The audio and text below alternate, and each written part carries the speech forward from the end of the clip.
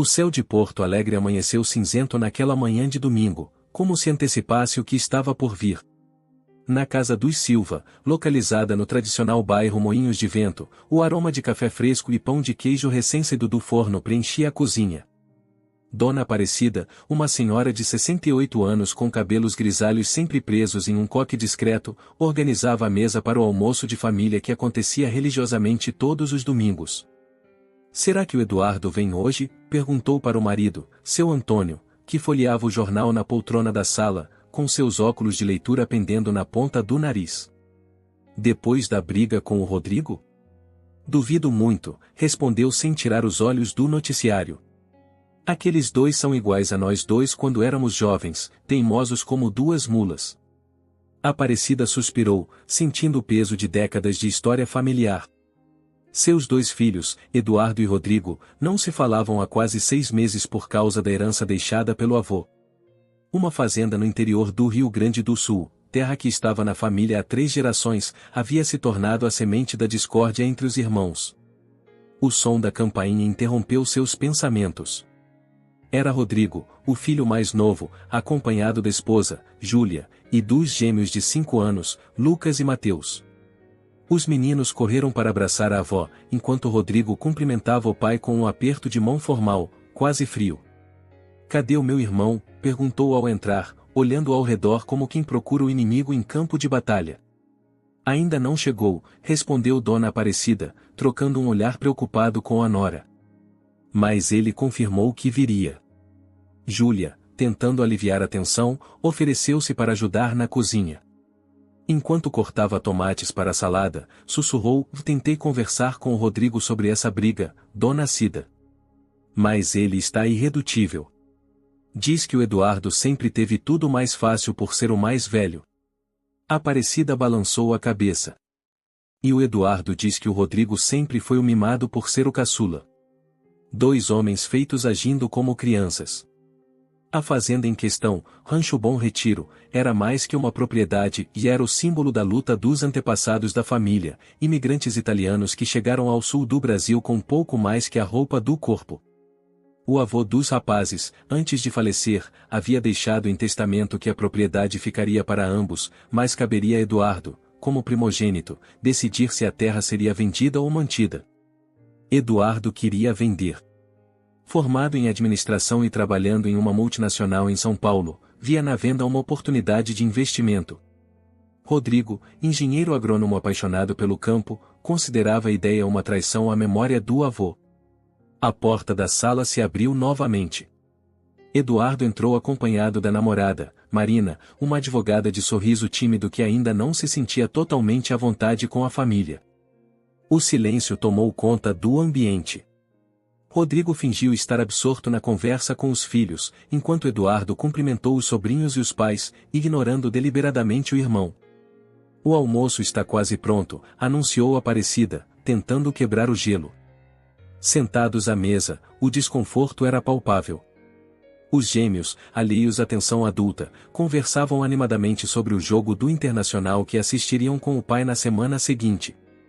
Seu Antônio, cansado do silêncio forçado entre os filhos, bateu o garfo no prato. "Chega dessa bobagem. Não aguento mais ver minha família despedaçada por causa de um pedaço de terra." Eduardo largou os talheres. "Não é só um pedaço de terra, pai. É o futuro da família. Aquela fazenda poderia render milhões se bem investidos. Está jogada às traças." "Jogada às traças", Rodrigo levantou a voz. "Eu tenho ido lá todo mês, cuidando do que o vô deixou pra gente. Enquanto você, lá no seu apartamento em São Paulo, só pensa em dinheiro." Marina e Júlia trocaram olhares constrangidos. Os gêmeos pararam de comer, assustados com o tom da discussão. "Por favor, na frente das crianças não", pediu Júlia. Mas era tarde demais. Anos de ressentimentos vinham à tona. Eduardo acusava Rodrigo de nunca ter saído debaixo das asas dos pais, enquanto Rodrigo jogava na cara do irmão seu afastamento da família.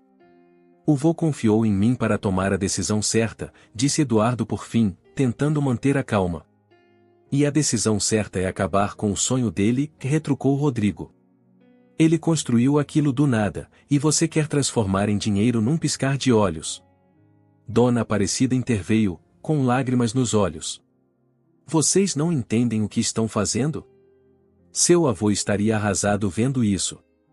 O almoço terminou mais cedo do que o previsto, com Eduardo e Marina se despedindo friamente. Antes de ir embora, no entanto, Eduardo deixou um envelope sobre a mesa da cozinha. São os papéis da fazenda. Não vendi ainda. Mas também não vou desistir do que acho melhor para todos. Ao fechar a porta, deixou para trás mais que um documento e deixou uma família dividida entre o valor da tradição e a promessa do futuro, entre laços de sangue e interesses divergentes. Nas semanas seguintes, o silêncio entre os irmãos tornou-se ainda mais denso. As ligações de Dona Aparecida para o filho mais velho em São Paulo tornaram-se cada vez mais breves e superficiais. Eduardo alegava estar ocupado com um novo projeto na empresa, mas a mãe conhecia bem o filho para saber que havia mais naquela distância do que apenas compromissos profissionais. Em uma tarde de quarta-feira, enquanto organizava antigas fotografias de família no álbum que pretendia mostrar aos netos no próximo domingo, Aparecida encontrou uma imagem que a fez parar por alguns instantes. Na foto amarelada pelo tempo, os dois irmãos, ainda crianças, sorriam abraçados em frente ao celeiro da fazenda. Eduardo, com seus 10 anos, tinha o braço em volta do ombro do irmão mais novo, então com apenas 6. Quando foi que perdemos isso? Murmurou para si mesma, passando os dedos sobre a imagem. O telefone tocou, interrompendo seus pensamentos. Era Júlia, sua nora.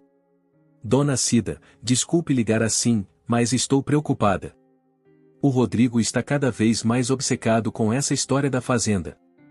Ontem ele passou a noite inteira revisando antigos projetos, dizendo que vai provar para o Eduardo que a terra pode ser lucrativa sem precisar ser vendida. A Aparecida suspirou. E como estão os meninos? Percebi que o Lucas perguntou ao pai por que o tio Eduardo não vem mais nos visitar. O Rodrigo apenas disse que ele está muito ocupado. As crianças sentem falta dele. Depois de desligar, Aparecida decidiu que não podia mais ficar de braços cruzados. Seu Antônio, sempre mais resignado, aconselhava deixar que os filhos resolvessem suas diferenças sozinhos, como homens.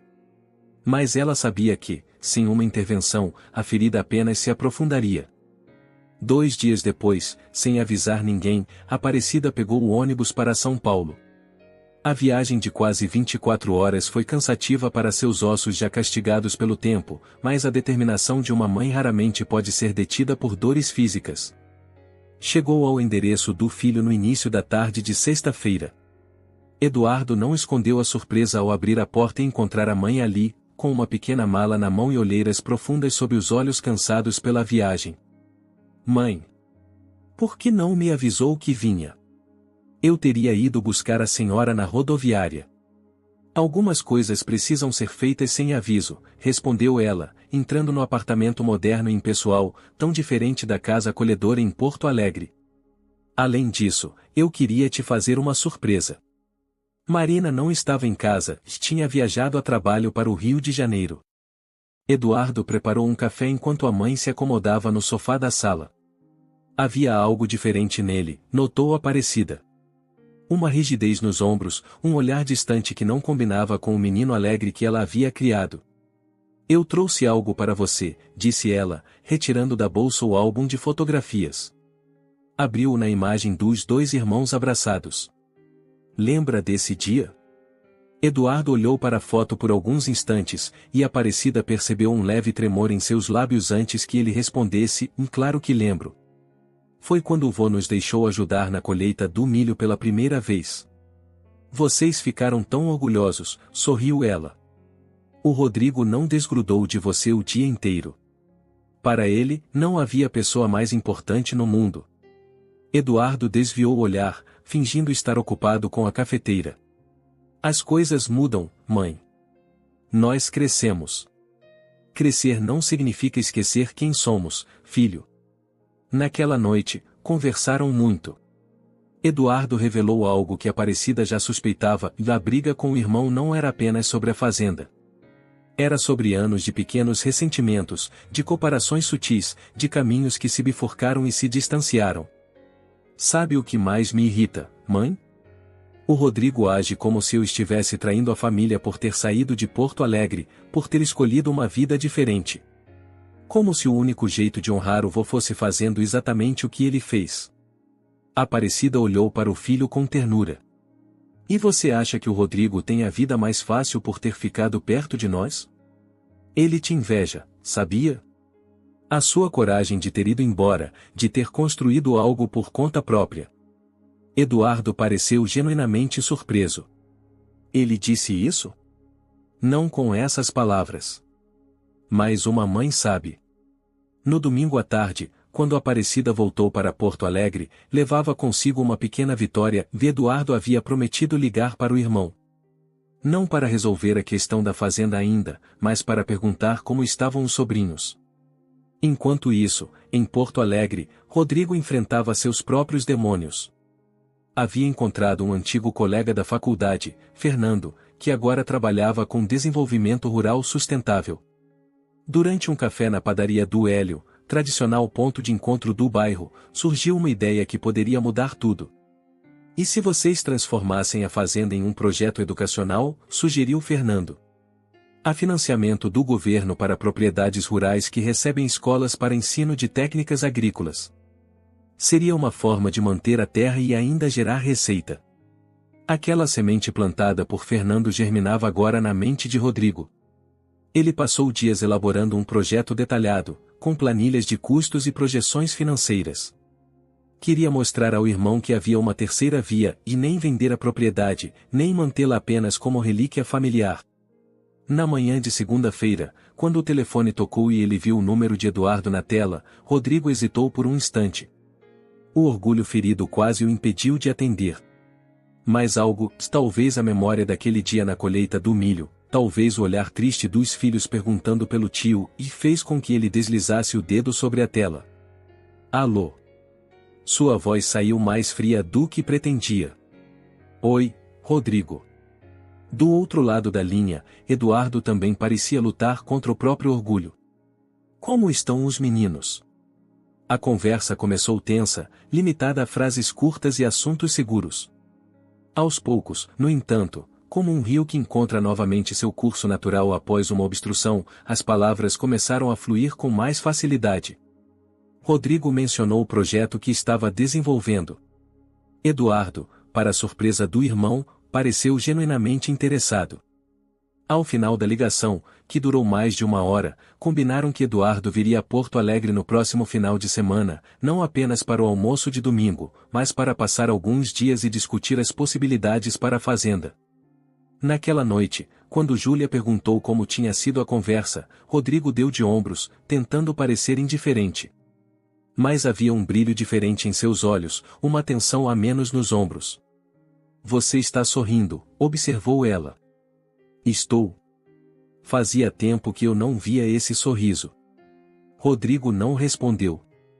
Mas, naquela noite, antes de dormir, pegou uma caixa antiga guardada no fundo do armário. Dentro dela, entre outras lembranças da infância, estava uma versão da mesma fotografia que Aparecida havia mostrado a Eduardo. Os dois irmãos abraçados, sorridentes, com toda uma vida pela frente. A chegada de Eduardo a Porto Alegre foi recebida com um misto de ansiedade e esperança. Quando o avião pousou no aeroporto Salgado Filho, a chuva fina típica do outono gaúcho cobria a cidade. Seu Antônio insistiu em ir buscá-lo, mesmo com as pernas já cansadas pelo reumatismo que se agravava nos dias úmidos. No caminho para casa, o silêncio entre pai e filho era entrecortado apenas por comentários sobre o trânsito ou o clima. As grandes questões pairavam no ar, mas ambos, cautelosos, evitavam tocá-las diretamente. Sua mãe preparou o carreteiro, comentou seu Antônio, finalmente, quando já avistavam o bairro. Lembra como você gostava quando criança? Eduardo sorriu levemente. Impossível esquecer. Comida paulista não chega nem perto do tempero da mãe. A casa parecia diferente, de alguma forma. Talvez fossem apenas as lembranças distorcidas pelo tempo, pensou Eduardo, mas havia algo no aroma, na luz que entrava pelas janelas da sala, no som da madeira rangendo sob seus pés, que o fez sentir um nó na garganta. Estava em casa.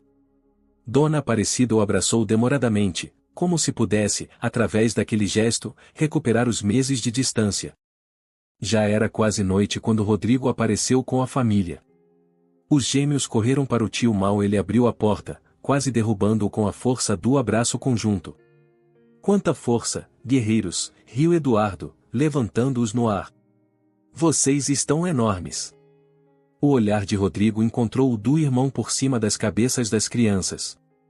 Havia receio ali, mas também uma sombra de saudade. Caminharam um em direção ao outro, hesitantes, como dois estranhos que precisam reaprender a familiaridade. Bom te ver, disse Rodrigo, estendendo a mão. Eduardo olhou para a mão estendida, depois para o rosto do irmão. Em um impulso, puxou-o para um abraço desajeitado, breve, mas sincero. Também é bom te ver. Durante o jantar, a conversa fluiu mais facilmente do que qualquer um esperava. As crianças, com sua energia inesgotável, preenchiam os silêncios ocasionais com histórias da escola ou perguntas sobre a vida do tio na cidade grande. Mais tarde, quando os pequenos já estavam na cama e Júlia conversava com Dona Aparecida na cozinha, os irmãos se encontraram sozinhos na varanda. Eduardo acendeu um cigarro, de hábito adquirido nos anos de faculdade e que a mãe ainda desaprovava silenciosamente. Então, e esse projeto que você mencionou pelo telefone, começou Eduardo. Conta mais. Rodrigo hesitou por um instante, como quem teme expor uma parte vulnerável de si. Mas então, à medida que começava a explicar sua ideia para a fazenda, sua voz ganhou confiança, seus olhos brilharam com a paixão que sempre teve pelo trabalho com a terra. O Fernando, e lembra dele da faculdade? Me falou sobre esses programas de educação rural. Poderíamos transformar parte da fazenda em um centro de aprendizagem, receber escolas, estudantes de agronomia. Até turismo rural daria para fazer. Preservaríamos o que o vô construiu, mas adaptando aos novos tempos. Eduardo ouviu atentamente, fazendo perguntas pontuais sobre custos, logística, retorno financeiro.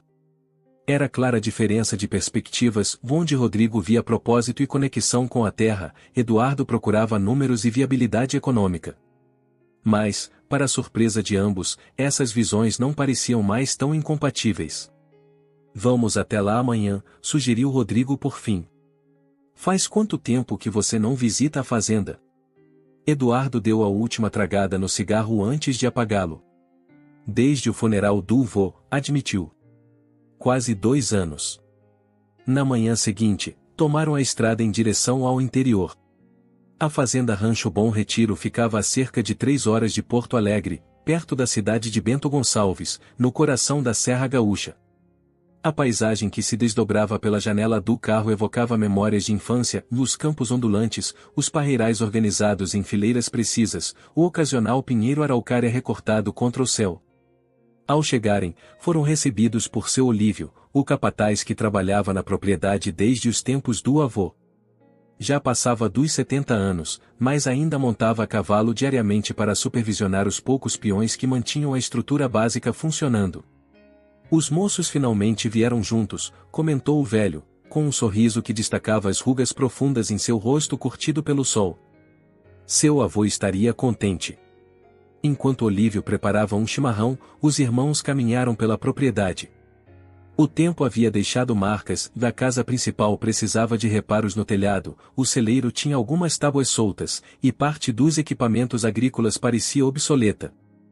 Ainda assim, havia algo de profundamente vivo ali, nas árvores frutíferas carregadas, no mugido distante do gado, no aroma da terra úmida após a chuva da noite anterior.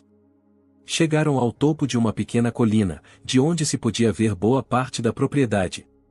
Eduardo permaneceu em silêncio por alguns instantes, absorvendo a vista, as lembranças, as possibilidades.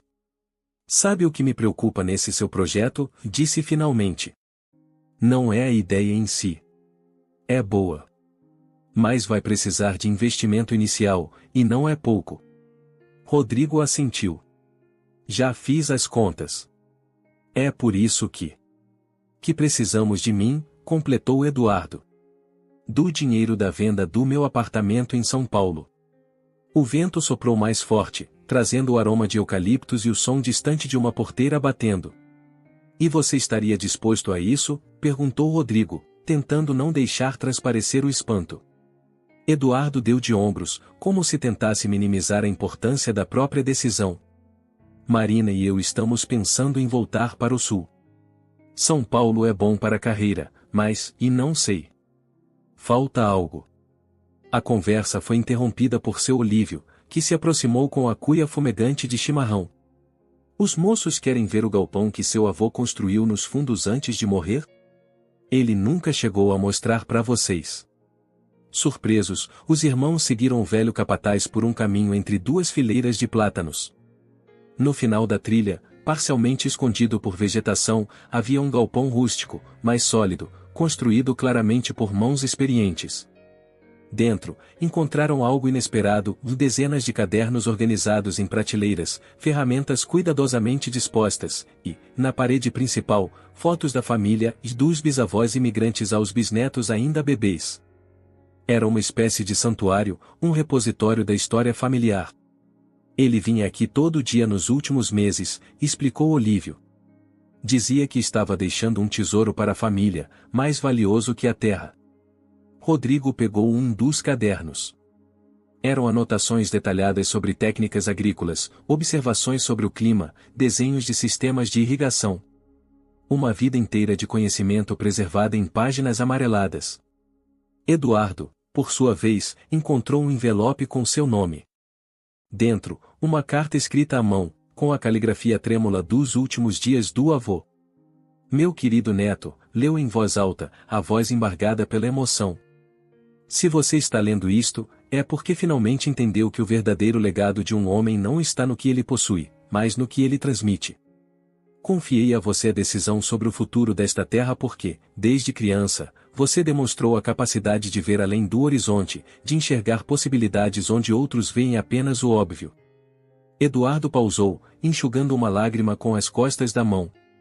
Rodrigo se aproximou, colocando a mão em seu ombro. Tem mais, disse Eduardo, continuando a leitura. A terra é importante, sim. Ela nos sustentou, nos deu identidade. Mas o que realmente importa é o que construímos juntos como família. Se a venda da fazenda for o melhor caminho para o futuro de todos, que assim seja. Se mantê-la for possível, melhor ainda. A escolha é sua, e confio que será a certa, e não porque você é infalível, mas porque você sempre teve o coração no lugar certo, mesmo quando sua cabeça teimava em seguir outro rumo. Ao terminarem a leitura, os irmãos permaneceram em silêncio, cada um absorvendo o peso daquelas palavras, o significado daquele lugar, a responsabilidade do legado. Ele sabia, murmurou Rodrigo finalmente. Sabia que a gente ia brigar por causa disso. E sabia que a gente acabaria voltando aqui, completou Eduardo. Juntos. Na volta para Porto Alegre, o silêncio entre os irmãos era diferente e não mais carregado de ressentimentos, mas de possibilidades que começavam a tomar forma. O projeto educacional de Rodrigo, complementado pelo olhar administrativo de Eduardo, parecia agora não apenas viável, mas necessário. Uma forma de honrar o passado enquanto construíam o futuro. Os meses seguintes foram de intenso trabalho. Eduardo pediu uma licença não remunerada de 6 meses na empresa em São Paulo para dedicar-se ao projeto da fazenda. Marina, inicialmente hesitante com a mudança, acabou se encantando com a ideia depois de passar um fim de semana na propriedade. Como advogada especializada em direito ambiental, ela percebeu que poderia contribuir significativamente com o projeto educacional. A gente pode incluir um módulo sobre legislação ambiental para pequenos produtores, sugeriu durante uma das muitas reuniões de planejamento que agora ocupavam as noites da família Silva. Vocês não imaginam quantos agricultores enfrentam problemas por desconhecer as leis básicas de preservação. A sala da casa dos pais havia se transformado em um improvisado escritório. Mapas da propriedade cobriam as paredes, planilhas de custos se espalhavam pela mesa de jantar, e o computador de Rodrigo ocupava permanentemente um canto da estante. Dona Aparecida observava aquela movimentação com um sorriso discreto, como quem vê um plano bem-sucedido se desenrolar exatamente conforme o previsto. A proposta que tomava forma era ambiciosa em transformar o Rancho Bom Retiro em um centro de referência em agricultura sustentável e educação ambiental. A propriedade seria dividida em áreas complementares, uma parte manteria a produção tradicional que sempre sustentou a família, outra seria dedicada a experimentos com técnicas agroecológicas, e uma terceira abrigaria o centro educacional propriamente dito, com alojamentos para estudantes e professores. Precisamos de, no mínimo, 1,5 milhão para começar, concluiu Eduardo após finalizar mais uma planilha de custos. Era quase meia-noite e apenas ele e Rodrigo permaneciam acordados, acompanhados por uma garrafa de vinho quase vazia. É muito dinheiro, suspirou Rodrigo. Meu apartamento deve render uns 800 mil. Temos as economias do vô guardadas na poupança, que dá mais uns 300. Ainda faltaria 400. Rodrigo mexeu no laptop, abrindo um arquivo. Eu andei pesquisando linhas de crédito do BNDES para projetos sustentáveis. Os juros são baixos, e o prazo de carência é bom. Eduardo examinou os números com atenção. Os anos de trabalho corporativo haviam lhe dado um olhar pragmático para análises financeiras. Pode funcionar, desde que a gente comece a ter receita em no máximo 2 anos. As semanas seguintes foram dedicadas a concretizar o projeto no papel.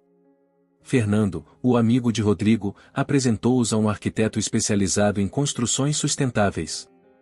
Marina usou seus contatos na Faculdade de Direito para agendar reuniões com representantes de escolas técnicas que poderiam se tornar parceiras. A Secretaria Estadual de Agricultura demonstrou interesse em apoiar a iniciativa como projeto piloto para a região. Em uma tarde chuvosa de agosto, enquanto Rodrigo acompanhava o arquiteto em uma visita técnica à fazenda, Eduardo recebeu uma ligação que mudaria os rumos do projeto. Era Lewis Artman, um investidor americano que estava comprando propriedades na Serra Gaúcha para desenvolver resorts de luxo. De alguma forma, soubera do Rancho Bom Retiro e oferecia uma quantia significativamente acima do valor de mercado. Estamos falando de quase o dobro do que você conseguiria em uma venda normal, explicou o homem, com um português carregado de sotaque. E poderíamos fechar o negócio em 30 dias, em dinheiro. Eduardo sentiu o coração acelerar. Aquele valor resolveria todos os problemas financeiros do projeto. Poderiam implementar o centro educacional sem precisar de empréstimos, sem o risco de endividamento. Mas havia uma condição: o investidor queria a propriedade inteira, sem divisões. Precisaríamos construir o centro educacional em outro lugar, ponderou Eduardo em voz alta. Olha, vou ser sincero, respondeu o americano. Nosso interesse é puramente comercial. A localização é perfeita para um resort de alto padrão. A ideia de vocês é bonita, mas há outros lugares onde poderiam fazer isso. Eduardo prometeu discutir a proposta com a família e retornar em alguns dias. Quando desligou, sentiu-se dividido. A oferta era tentadora demais para ser ignorada, mas algo dentro dele resistia à ideia de desviar-se do plano original. Quando Rodrigo retornou da fazenda, encontrou o irmão distante, pensativo. Havia um brilho estranho nos olhos de Eduardo, algo que reconheceu de imediato, das muitas vezes em que, na infância, o irmão mais velho planejava alguma aventura arriscada. O que aconteceu? Perguntou, jogando-se no sofá com o cansaço de quem passou o dia andando sob chuva. Eduardo hesitou. Algo no olhar confiante do irmão, no entusiasmo com que falava sobre as adaptações que o arquiteto sugerira para o celeiro antigo, o impediu de mencionar a proposta do investidor americano. Não naquele momento. Nada demais. Só cansado, respondeu, desviando o olhar. Aquela noite, Eduardo não conseguiu dormir. Deitado no antigo quarto de adolescente, ainda decorado com posteres desbotados de bandas dos anos 90, revirava-se na cama, pesando as alternativas. A oferta de Artman seria um atalho para a estabilidade financeira, não apenas do projeto, mas de toda a família. Com aquele dinheiro, seus pais poderiam finalmente fazer a reforma que a casa precisava. Rodrigo poderia oferecer uma vida mais confortável para Júlia e as crianças. Ele mesmo poderia concretizar o sonho de abrir seu próprio negócio, sem depender do salário corporativo. Mas também significaria abrir mão da terra que carregava a história da família. Da casa onde o avô havia criado o pai. do celeiro onde ele e Rodrigo haviam passado tantos verões construindo esconderijos no feno, do galpão secreto onde o velho havia deixado seu último legado. O dilema consumiu seus pensamentos nos dias seguintes. Ele procrastinava, dizendo a si mesmo que precisava de mais tempo para analisar a situação antes de apresentá-la à família. Quando Fernando trouxe a notícia de que a Secretaria Estadual de Educação havia aprovado um projeto piloto que poderia trazer recursos para o centro educacional, Eduardo sentiu o peso da decisão aumentar. Numa manhã de sábado, enquanto todos comemoravam o avanço do projeto, Júlia o encontrou sozinho na varanda, contemplando o horizonte. "Tem algo te incomodando?", ela disse, e não uma pergunta, mas uma constatação. Eduardo sempre admirou a perspicácia da cunhada. Desde que Rodrigo a apresentará à família, 5 anos antes, ela demonstrara um talento natural para decifrar as dinâmicas não ditas dos Silva. É tão óbvio assim? Só para quem presta atenção. O Rodrigo está muito empolgado com o projeto para notar, e seus pais estão felizes demais vendo vocês dois trabalhando juntos de novo. Algo na gentileza do olhar dela fez com que Eduardo se abrisse. Contou sobre a proposta do investidor, sobre suas dúvidas, sobre o medo de que estivessem arriscando demais com o projeto educacional. "Eu entendo", disse Júlia depois de ouvir atentamente. "É uma escolha difícil. Mas acho que você precisa conversar com seu irmão. O problema de vocês sempre foi achar que sabiam o que era melhor para o outro sem perguntar." Naquela tarde, Eduardo tentou abordar o assunto com Rodrigo, mas foram interrompidos pelos gêmeos, que insistiam para que os tios os levassem para andar a cavalo na fazenda no dia seguinte. O momento passou, e a sombra da decisão não tomada continuou a pairar sobre Eduardo. O passeio a cavalo com os sobrinhos acabou se tornando uma pequena expedição familiar. Os gêmeos, empolgados com a ideia, convenceram a mãe e os avós a se juntarem ao grupo. Até mesmo Marina, que nunca havia montado antes, concordou em participar, incentivada pelo entusiasmo contagiante das crianças. Seu Olívio preparou os cavalos mansos para os inexperientes e separou a égua mais velha e paciente para a dona Aparecida, que insistia em cavalgar sozinha apesar dos protestos do marido. "Eu montava antes de você aprender a andar, Antônio", disse ela, ajeitando-se sobre a sela com uma desenvoltura que surpreendeu os filhos. "Não é agora que vou precisar de ajuda." A manhã de domingo estava perfeita, e céu limpo, temperatura amena, um leve vento que trazia o perfume das flores silvestres. Cavalgaram pelos caminhos da propriedade, parando ocasionalmente para que Rodrigo mostrasse às crianças alguma planta interessante ou para que Eduardo apontasse os lugares onde pretendiam construir as novas instalações. Chegaram ao topo da colina que oferecia a melhor vista da fazenda. Desmontaram para descansar e comer as frutas e sanduíches que Júlia havia preparado.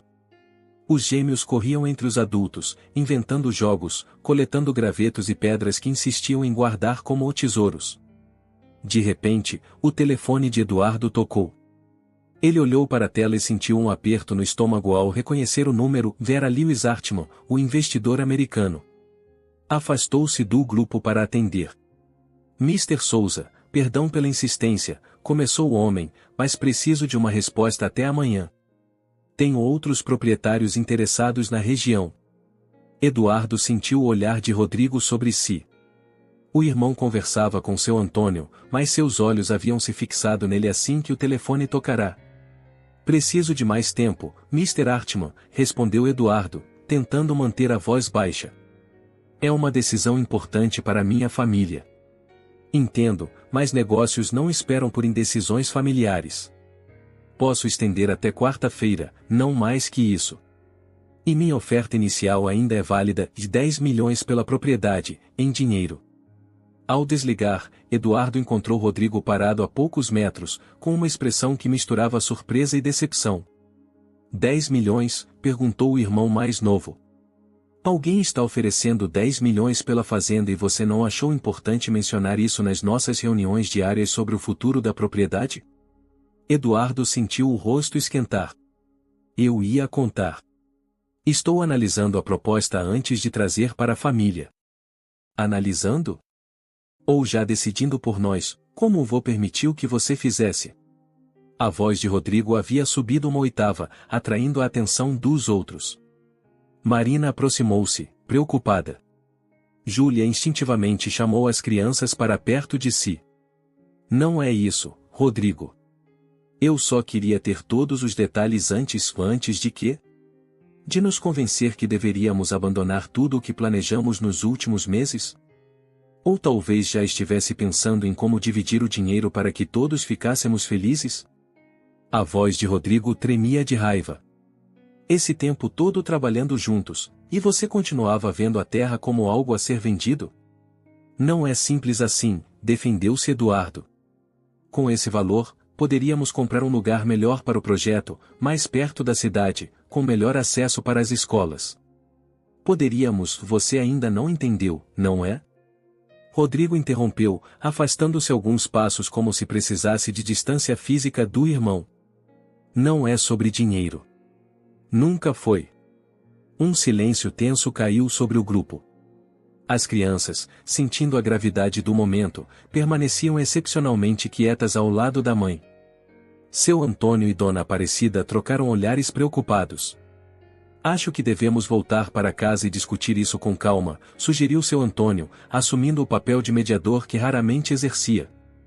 A cavalgada de volta foi silenciosa, cada um absorto em seus próprios pensamentos. Quando chegaram à sede da fazenda, Rodrigo entregou as rédeas de seu cavalo a Olívio e caminhou direto para o carro, sem olhar para trás. Vou levar as crianças para casa, disse a Júlia, que assentiu, compreendendo que o marido precisava de espaço. Eu fico um pouco mais. Vá na frente com os meninos. Os dias seguintes foram de um silêncio doloroso. Rodrigo evitava permanecer nos mesmos ambientes que Eduardo. As reuniões sobre o projeto foram suspensas temporariamente. Marina tentava confortar o namorado, enquanto Júlia fazia o mesmo com Rodrigo. Os gêmeos, sensíveis à tensão, tornaram-se invulgarmente comportados.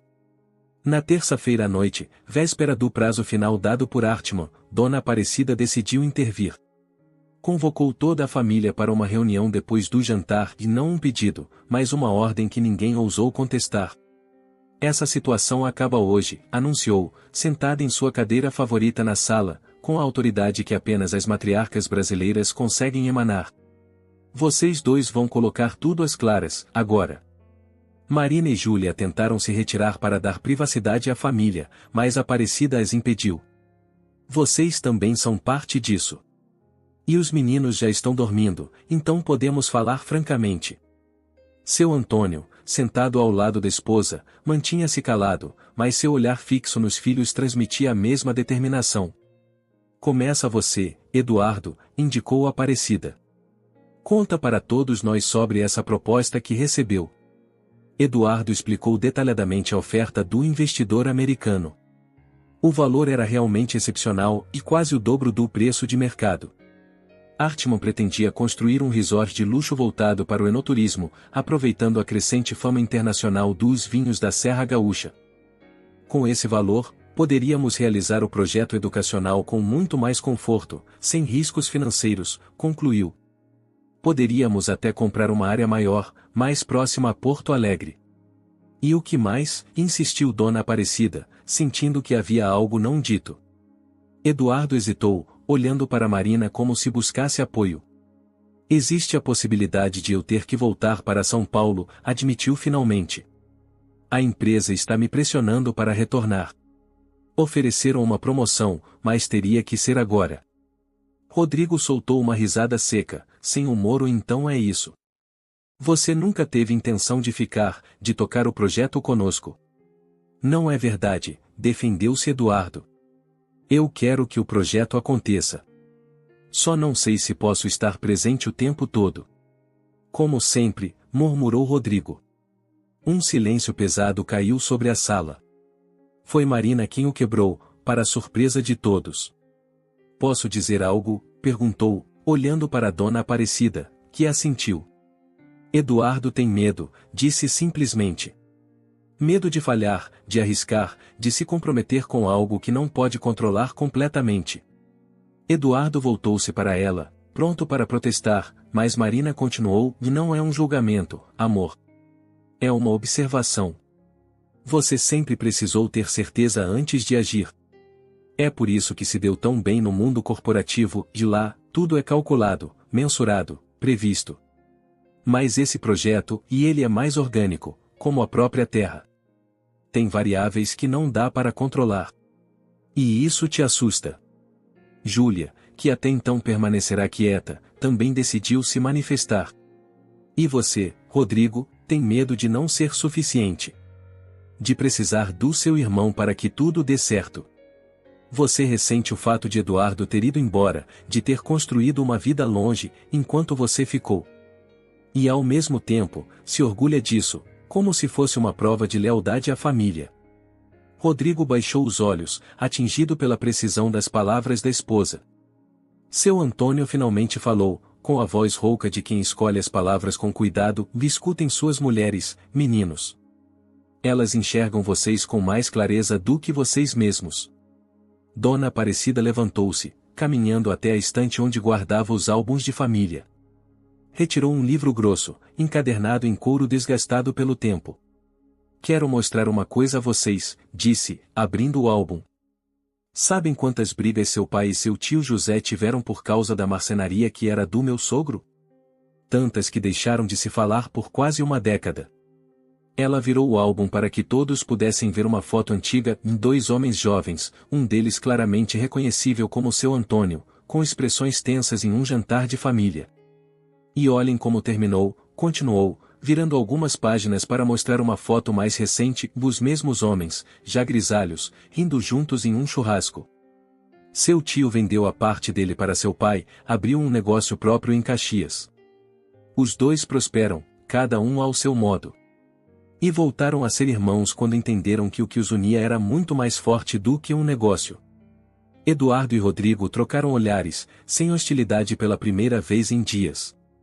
O que estou tentando dizer, concluiu Aparecida, fechando o álbum, é que vocês precisam separar os negócios da família.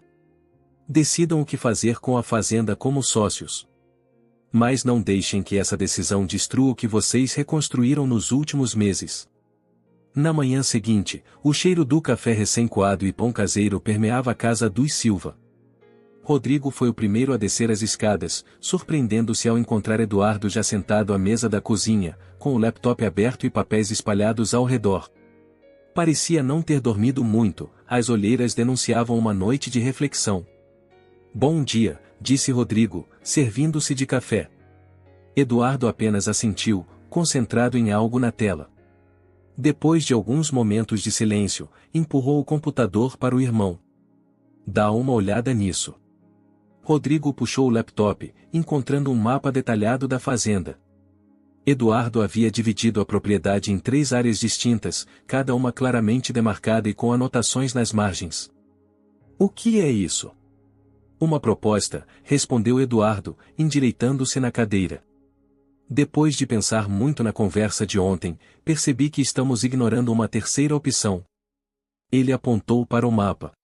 Aqui, essa área sul, perto do rio, são cerca de 40 hectares. Se vendêssemos apenas essa parte para o Artman, ainda manteríamos a maior parte da fazenda, incluindo a casa principal, o celeiro e o galpão do vô. Seria menos do que os 10 milhões, claro, mas o suficiente para financiar o projeto educacional sem depender de empréstimos. Rodrigo estudou o mapa em silêncio, analisando as implicações. A área indicada era a menos utilizada da fazenda, mais distante da sede e com acesso próprio pela estrada secundária. Seu uso sempre fora limitado pela distância e pelo terreno mais irregular. Já falou com o americano? Eduardo balançou a cabeça. Queria discutir com você primeiro. Se concordarmos, ligo para ele hoje. Rodrigo tomou um gole do café, ganhando tempo para organizar os pensamentos. E quanto a você voltar para São Paulo? Perguntou finalmente, encarando o irmão. Eduardo suspirou. Conversei com Marina ontem à noite, depois que todos foram dormir. Ela tem um primo que trabalha no escritório de advocacia ambiental aqui em Porto Alegre. Disse que poderia conseguir alguns clientes para ela começar, se decidíssemos ficar. E a promoção? Importante, mas... Eduardo hesitou, escolhendo as palavras. Acho que estamos construindo algo mais significativo aqui. Posso pedir transferência para o escritório de Porto Alegre. Seria um passo lateral, não para cima, mas...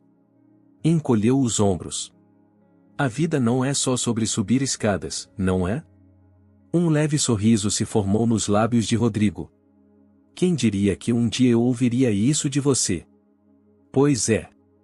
Parece que o ar do campo está me fazendo mal, brincou Eduardo, e ambos riram, dissipando parte da tensão. Naquele mesmo dia, após consultar os pais e as respectivas companheiras, os irmãos apresentaram a contraproposta a Lewis Hartmann. Venderiam apenas a parte sul da fazenda, por um valor proporcional ao da oferta original. O americano inicialmente resistiu, insistindo que precisava de toda a área para seu resort.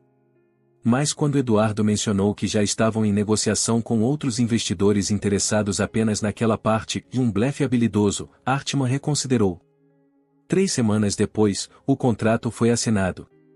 A venda parcial rendeu 4 milhões à família, e menos do que a oferta original, mas mais do que suficiente para realizar o projeto sem compromissos financeiros arriscados. Com o dinheiro em mãos, as obras no Rancho Bom Retiro começaram imediatamente. O velho celeiro foi transformado em um centro de estudos com 3 salas de aula equipadas com tecnologia moderna. Novos alojamentos foram construídos para receber estudantes e pesquisadores. A casa principal passou por uma reforma cuidadosa, preservando seu estilo original, mas ganhando conforto e funcionalidade. O primeiro curso, de uma semana intensiva sobre técnicas agroecológicas para pequenos produtores, aconteceu 6 meses após o início das obras. 20 agricultores da região participaram, hospedados nos novos alojamentos. O sucesso foi tamanho que, antes mesmo do fim do curso, já havia uma lista de espera para a próxima edição. Paralelamente, Rodrigo implementava na propriedade as mesmas técnicas ensinadas nos cursos, transformando o Rancho Bom Retiro em um modelo prático do que era apresentado na teoria. Eduardo, por sua vez, conseguiu a transferência para o escritório de Porto Alegre e dedicava suas tardes e fins de semana ao projeto educacional, cuidando principalmente da parte administrativa e financeira. Marina abandonou o direito corporativo para se especializar em assessoria jurídica para pequenos produtores rurais, tornando-se uma peça fundamental do projeto. Júlia, professora universitária, desenvolveu um programa de visitas para escolas da região, trazendo crianças para aprender sobre sustentabilidade e produção de alimentos. Um ano após a venda parcial da fazenda, em uma tarde ensolarada de domingo, a família Silva reuniu-se para um churrasco de celebração. O clima era festivo, o centro educacional havia sido oficialmente reconhecido pela Secretaria Estadual de Educação como um projeto inovador, e uma universidade federal demonstrar interesse em estabelecer uma parceria para pesquisas em campo. No gramado em frente à casa principal, mesas foram dispostas sob as árvores. Seu Antônio, apesar das reclamações frequentes sobre os joelhos doloridos, insistia em assumir o comando da churrasqueira. Dona Aparecida, com a ajuda de Júlia e Marina, arrumava a mesa com guardanapos coloridos e flores colhidas no jardim. Os gêmeos, agora com quase 7 anos, corriam pelo pátio com outras crianças e filhos de funcionários e de vizinhos que haviam sido convidados para a comemoração. Eduardo, observando a cena da varanda com uma cerveja na mão, sentiu um contentamento profundo, diferente de qualquer coisa que já experimentara em sua vida corporativa. Rodrigo aproximou-se, juntando-se ao irmão na contemplação silenciosa da festa que se desenrolava à frente deles. "Sabe o que eu pensei agora?", comentou Rodrigo, apoiando-se na balaustrada de madeira. "O vô sabia exatamente o que estava fazendo quando deixou para você a decisão sobre a fazenda." Eduardo arqueou uma sobrancelha, intrigado. "Como assim?" "Ele conhecia a gente melhor do que nós mesmos. Sabia que você tinha a visão de negócios que eu não tenho, e que eu tinha o conhecimento técnico e o amor pela terra que você não desenvolveu vivendo na cidade. Juntos, a gente complementa perfeitamente o que ele sonhava para esse lugar." Eduardo refletiu sobre as palavras do irmão, lembrando-se da carta encontrada no galpão secreto. As palavras do avô sobre o enxergar possibilidades onde outros veem apenas o óbvio ganhavam agora um novo significado. Acha que era isso que ele queria desde o início? Que a gente trabalhasse juntos. Rodrigo deu de ombros. Talvez. Ou talvez ele só quisesse que a gente não perdesse o que realmente importa por causa de dinheiro e orgulho. Naquele momento, seu Olívio se aproximou, com passos mais lentos do que há um ano, mas com o mesmo brilho sagaz nos olhos. Os moços estão diferentes, observou o velho capataz. Mais parecidos com o patrão velho. Eduardo sorriu. Como assim, seu Olívio? Seu avô sempre dizia que um homem só entende o valor da terra quando entende que ela não pertence a ele e ele é que pertence a ela. O velho apontou para o horizonte, onde o sol começava a se pôr atrás das colinas. A terra estará aqui muito depois de todos nós. O que importa é o que fazemos com ela enquanto estamos de passagem. Um chamado de Dona Aparecida anunciou que o churrasco estava pronto. Os três homens caminharam juntos em direção às mesas. No caminho, Eduardo passou o braço sobre os ombros do irmão e um gesto simples, mas carregado de significado. Rodrigo respondeu com um sorriso contido, típico dos gaúchos, que dizem mais com silêncios do que com palavras.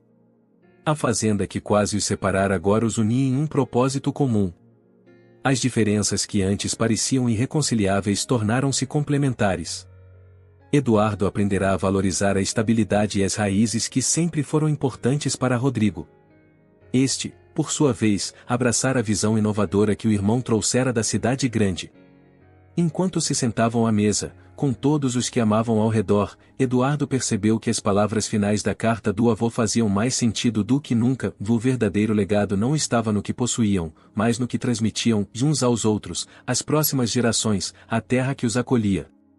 Os gêmeos correram para se sentar entre o pai e o tio, falando entusiasmados sobre o pônei que seu Olívio prometera deixá-los montar depois do almoço. Júlia trocou um olhar cúmplice com Marina, ambas satisfeitas com a harmonia que finalmente se estabelecera. Dona Aparecida, observando a cena, apertou levemente a mão do marido sob a mesa. Seu Antônio assentiu imperceptivelmente e um diálogo silencioso desenvolvido em décadas de companheirismo. Não precisavam de palavras para expressar o que sentiam, da certeza de que, apesar das tempestades, a família Silva havia encontrado novamente seu prumo, como uma árvore que se dobra ao vento forte, mas não quebra. O sol poente banhava a propriedade com uma luz dourada, suavizando contornos, iluminando o caminho para casa, e não apenas o casarão de madeira e tijolos que se erguia na colina, mas o verdadeiro lar que haviam reconstruído juntos, em terreno muito mais sólido que a própria terra.